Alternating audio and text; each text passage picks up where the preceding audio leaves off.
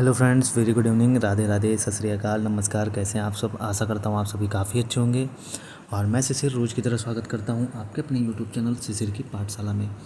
तो जैसा कि आप सभी को पता है कि जिनका भी सब्जेक्ट है एसएसटी और जो क्लास 6 to 8 की प्रिपरेशन कर रहे हैं वो ज़रूर इस चैनल को सब्सक्राइब कर लीजिए। और क्लास 6 की जो सिविक्स है, जिसको हम राजनीतिक शास्त्र कहते हैं, उसको कंप्लीट करा दिया है मैंने पूरा। अब ये क्लास 7 का चैप्टर है, स्टार्ट कर दिया हूँ मैंने। और इसके 3 चैप्टर ऑलरेडी कंप्लीट करा दिए हैं मैंने। आज चौथा है और 5वां बचा है। आज इसको मैं पूरा कंप्लीट करा दूँगा। उसके बाद क्लास 8th में चलेंगे, ठीक। उसके बाद हिस्ट्री का एक चैप्टर हो चुका है, तो हिस्ट्री के सेकंड चैप्टर में चलेंगे। ऐसे ही एक सब्जेक्ट प्रॉपर उठाएंगे और उसको कंप्लीट करेंगे। उसके बाद उसका चैप्टर वाइज एमसीक्यूज करेंगे। तो चलिए स्टार्ट करते हैं। संचार माध्यम। संचार माध्यमों को समझना। स्थानीय मेले की दुकान से लेकर टीवी के कार्यक्रम तक जो देखते हैं, इन सभी को संचार माध्यम यानी मीडिया कहा जा सकता है। मीडिया अंग्रेजी के मीडियम शब्द का बहुवचन है और इसका तात्पर्य उन विभिन्न तरीकों से है जिनके द्वारा हम समाज में विचारों का आदान प्रदान करते हैं। बिल्कुल, स्थानीय मेले से लेकर आप जैसे टीवी में जो सारी चीज़ें देखते हैं, रेडियो, टीवी, ये सारी चीज़ें क्या है? मीडिया है। और ये संचार का माध्यम भी है। और ये इंग्लिश के मीडियम शब्द का बहुवचन है, जिसका मतलब है हम समाज के विचारों का आदान प्रदान करते हैं। तो मीडियम का अर्थ है माध्यम, क्योंकि मीडिया का संदर्भ संचार माध्यमों से है। इसलिए हर चीज़, जैसे फ़ोन पर बात करने से लेकर टीवी पर शाम के समाचार सुनने तक को मीडिया कहा जाता है। बिल्कुल, अगर आप शाम में समाचार देखते हैं, न्यूज़ देखते हैं, टीवी पे मूवीज़ देख रहे हैं, मैच देख रहे हैं, ये सारी चीज़ें किससे? संचार के द्वारा ही आदान प्रदान हो रहा है, तो मीडिया कहते हैं इसको। टीवी, रेडियो और अखबार संचार माध्यमों के ऐसे रूप हैं जिनकी पहुँच लाखों लोगों तक है, देश और विदेश के जनसमूह तक है। इसलिए इन्हें जनसंचार माध्यम या मास मीडिया कहते हैं। तो टीवी, रेडियो और अखबार जो है ऐसे, इनका जो पहुंच है वो भाई बिल्कुल पूरे देश के लोग इसको देखते सुनते हैं और देश विदेश तक के लोग देखते हैं इसको, तो इसीलिए इसको मास मीडिया कहते हैं। अब आगे चलते हैं। संचार माध्यम और तकनीक। संभवतः संचार माध्यमों के बिना अपने जीवन की कल्पना करना भी कठिन होगा, लेकिन केवल टीवी और इंटरनेट की विस्तृत उपयोग हाल ही में शुरू हुए हैं। इन्हीं प्रचलन में आए अभी 20 वर्ष भी नहीं हुए हैं। जनसंचार माध्यमों के लिए प्रयोग में आने वाले प्रौद्योगिकी निरंतर बदलती रहती है। अखबार, टेलीविज़न और रेडियो लोगों तक पहुंच सकते हैं क्योंकि इनमें एक विशिष्ट प्रकार की तकनीक का उपयोग किया जाता है। अखबार और पत्रिकाओं के छपे हुए माध्यम के रूप में टीवी तथा रेडियो को इलेक्ट्रॉनिक माध्यम के रूप पर भी चर्चा करते हैं। पिछले सालों में जनसंचार माध्यम के इस्तेमाल में लाई जा रही तकनीक किस प्रकार बदली है और आज भी बदलती जा रही है, तो ये सारी चीज़ें इतना इम्पोर्टेंट नहीं है। आगे चलते हैं। तकनीक तथा मशीनों को बदलकर अत्याधुनिक बनाने से संचार माध्यमों को अधिक लोगों तक पहुंचाने में मदद मिलती है। बिल्कुल भाई, जब टेक्नोलॉजी में अपडेट करते हैं तो चीज़ें और नई नई टेक्नोलॉजीज आती हैं तो ये और सुगम बनाती हैं चीज़ों को। इससे ध्वनि और चित्रों की गुणवत्ता में सुधार आता है। बिल्कुल, आप देखते हैं कि टीवी आजकल के इतने अच्छे आते हैं कि ऐसा लगता है रियल हमारे सामने सब कुछ हो रहा है। यह हमारे जीवन के बारे में सोचने के ढंग में परिवर्तन लाती है। उदाहरण के लिए आज हमारे लिए टेलीविज़न के बिना जीवन की कल्पना करना कठिन है। बिल्कुल। संचार माध्यम और लोकतंत्र। लोकतंत्र में देश और संचार के बारे में समाचार देने और उनमें होने वाली घटनाओं पर चर्चा करने में संचार माध्यमों की भूमिका अत्यंत महत्वपूर्ण है। उदाहरण के लिए संचार माध्यमों से नागरिक जान सकते हैं कि सरकार किस प्रकार काम कर रही है। बिल्कुल, सरकार कैसे काम कर रही है, क्या नहीं कर रही है, हम टीवी पे न्यूज़ के माध्यम से समझ सकते हैं और देख सकते हैं। यदि लोग चाहें तो इन समाचारों के आधार पर कार्रवाई भी कर सकते हैं। ऐसा वे संबंधित मंत्री को पत्र लिखकर, सार्वजनिक विरोध आयोजित करके, हस्ताक्षर अभियान आदि चलाकर सरकार से पुनः उसके कार्यक्रम पर विचार करने का आग्रह करके कर सकते हैं। बिल्कुल, आप न्यूज़ पे देख रहे हैं कुछ भी चीज़ें गलत हो रही हैं तो आप उनसे, जो मंत्री हैं, नेता हैं, उनसे पत्र लिखकर आप उनका विरोध भी कर सकते हैं। जानकारी देने के संबंध में संचार माध्यम की महत्वपूर्ण भूमिका को देखते हुए यह आवश्यक है कि जानकारी संतुलित होनी चाहिए। बिल्कुल, जो भी जानकारी आप देख रहे हैं वो सही होनी चाहिए। वास्तविकता तो यह है कि केवल एक समाचार पत्र पढ़ेंगे तो विषय का एक ही पक्ष जान पाएंगे। यदि आपने न्यूज़ ऑफ इंडिया पढ़ा होता तो आपको विरोधियों की बातें व्यर्थ उत्पात लगती। बिल्कुल भाई, एक समाचार से एक हो सकता है कुछ चीज़ें वो समाचार वाला फेवर में हो उनके, दूसरा न्यूज़पेपर पढ़ते हैं तो उसमें हमें और अच्छे से पता चलती हैं। नेक्स्ट है उनका यातायात व्यवस्था में बाधा उत्पन्न करना। अपने कारखाने से शहर में प्रदूषण फैलाते रहना आपके मन में उनकी बुरी छवि अंकित करता है। बिल्कुल, उनका भाई यातायात व्यवस्था में बाधा उत्पन्न करना, अगर कोई बाधा उत्पन्न कर रहा है और अपने कारखाने से प्रदूषण फैल रहे हैं, हो सकता है आप इसी चीज़ को किसी और अखबार में देखें तो कुछ और चीज़ें दिखाई जा रही हों। दूसरी ओर यदि आपने इंडिया डेली पढ़ा होता तो आप जानते कि कारखाने बंद होने पर बहुत से लोग अपनी रोजी रोटी खो देते। बिल्कुल, एक में लिखा है दिखाएगा कि पाक प्रदूषण हो रहा है और एक में दिखाएगा कि कितने लोग उससे रोजी रोटी चलती है कितने लोगों की। आगे चलते हैं।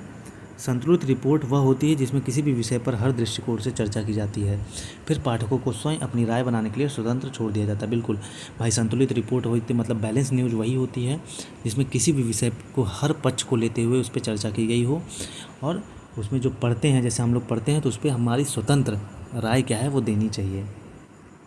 संतुलित रिपोर्ट लिख पाना संचार माध्यमों के स्वतंत्र होने पर निर्भर करता है। स्वतंत्र संचार माध्यमों से तात्पर्य यह है कि उनके द्वारा दिए जाने वाले समाचारों का कोई भी नियंत्रित या प्रभावित न करे। समाचार का विवरण देने में कोई भी उन्हें निर्देशित न करे कि उसमें क्या सम्मिलित किया जाना है और क्या नहीं। लोकतंत्र में स्वतंत्र संचार माध्यमों का होना अत्यंत महत्वपूर्ण है। आगे चलते हैं।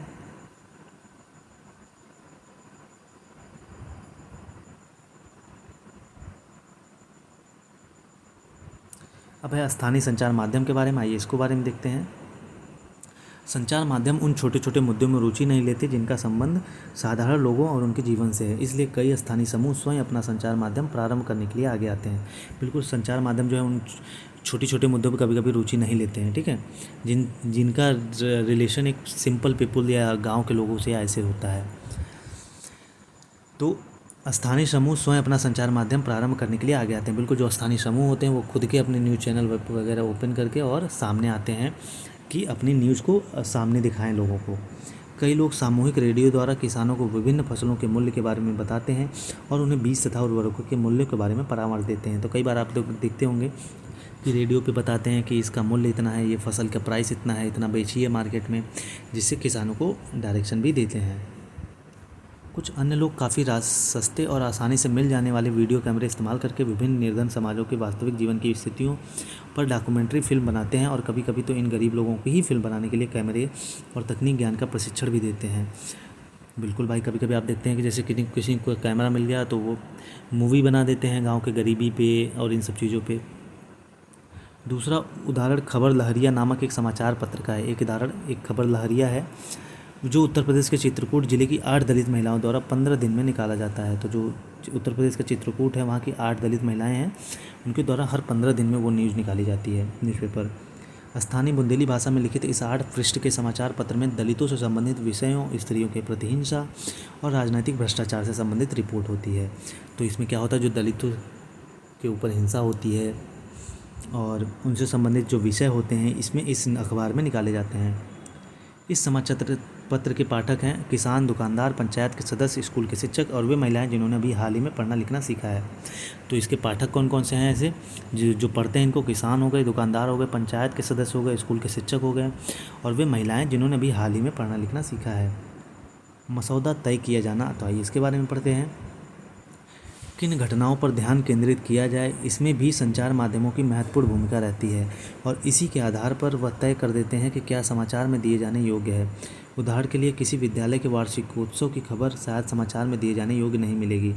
बिल्कुल, किसी विद्यालय का जो एक साल में कुछ होने वाला है उसको नहीं निकाला जाता है, लेकिन यदि कोई प्रसिद्ध अभिनेता उसमें मुख्य अतिथि के रूप में आमंत्रित हो तो संचार के माध्यमों को रुचि से समाचारों में सम्मिलित करने में हो सकती है। बिल्कुल, जैसे मान लीजिए आपके विद्यालय में कोई फंक्शन है, वैसे तो नहीं निकाला जाएगा, लेकिन उस दिन कोई अगर एक्टर या कोई फेमस पर्सन आता है तो उसको निकाल दिया जाता है। कुछ विषयों पर ध्यान केंद्रित करके संचार माध्यम हमारे विचारों, भावनाओं और कार्यों को प्रभावित करता है और हमारा ध्यान उन मुद्दों की ओर आकर्षित करते हैं। बिल्कुल, हमारे जीवन पर महत्वपूर्ण प्रभाव डालने और हमारे विचारों को निर्मित करने में मुख्य भूमिका होने के कारण ही प्रायः कहा जाता है कि संचार माध्यम ही हमारा मसौदा या एजेंडा तय करते हैं। बिल्कुल, हम कोई भी चीज़ एजेंडा कैसे बन रहा है, कैसे लोगों के बीच में आ रही हैं वो बातें, ये कैसे होता है, ये सारी चीज़ें मीडिया के थ्रू ही आती हैं।